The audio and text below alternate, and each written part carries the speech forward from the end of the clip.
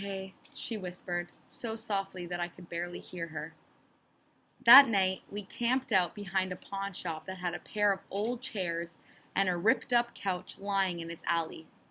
I cleaned the girl's knees with alcohol stolen from a bar, letting her bite down on a rag so she wouldn't shriek and draw attention to us. Other than when I was tending to her scrapes, she never let me get near her. Whenever my hand accidentally brushed her hair or bumped her arm, she would flinch as if burned by steam from a kettle. Finally, I just gave up trying to talk to her.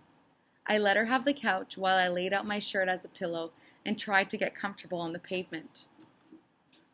If you want to leave in the morning, just go, I said to her. You don't have to wake me up or say goodbye or anything. My eyelids were growing heavy, but she stayed wide awake, staring unblinkingly at me, even as I fell asleep. She was still there in the morning. She followed me around as I scavenged in garbage bins, picking out old clothes and edible bits of leftover food. I tried asking her to leave. I even tried shouting at her. An orphan would be a huge inconvenience. But although I made her cry a few times, when I looked over my shoulder, she'd still be there, trailing me a short distance away. 2 nights later, as we sat together by a crude fire, she finally spoke to me. My name is Tess, she whispered. Then she studied my face, like she wanted to guess my reaction. I only shrugged. Good to know, I said. And that was that. Tess bolts out of her sleep. Her arm whacks my head. Ouch, I mutter as I rub my forehead. Pain runs through my healing arm, and I hear the silver bullets Tess took from my clothes clink together in my pocket. If you wanted me to wake up, you could have just tapped me. She holds a finger up to her lips. Now I'm on the alert.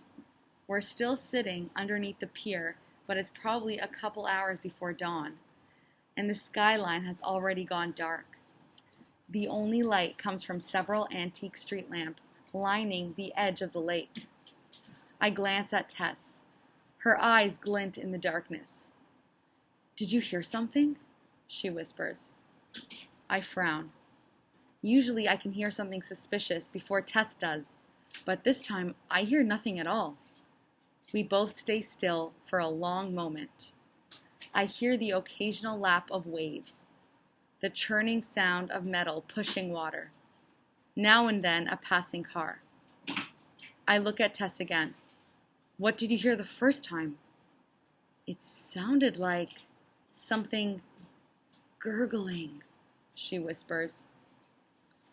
Before I can think much of it, I hear footsteps and then a voice approaching the pier above us.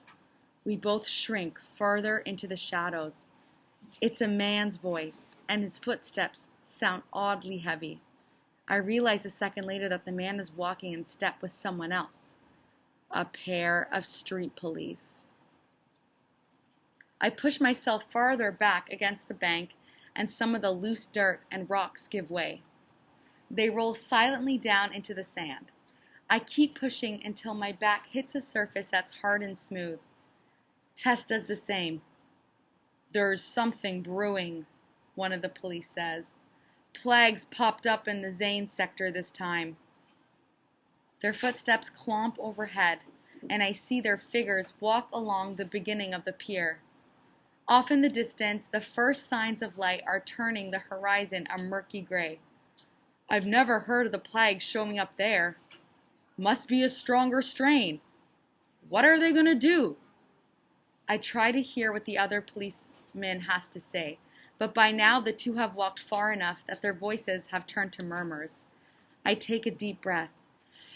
The Zane sector is a good 30 miles away from here. But what if the strange red mark on my mother's door means that they're infected with the new strain? And what will the elector do about it? Day, Tess whispers. I look at her. She turns against the bank so that her back now faces out towards the lake. She points at the deep indent we've made in the bank. When I turn around, I see what she's pointing to.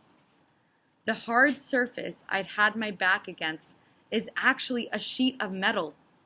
When I brush away more of the rocks and dirt, I see that the metal is lodged deep in the bank, so that it's probably what's holding the bank up in the first place. I squint at the surface. Tess looks at me. It's hollow. Hollow? I put my ear against the ice-cold metal. A wave of noise hits me. The gurgling and hissing sound that Tess heard earlier. This isn't just the metal structure to hold up the lake shores.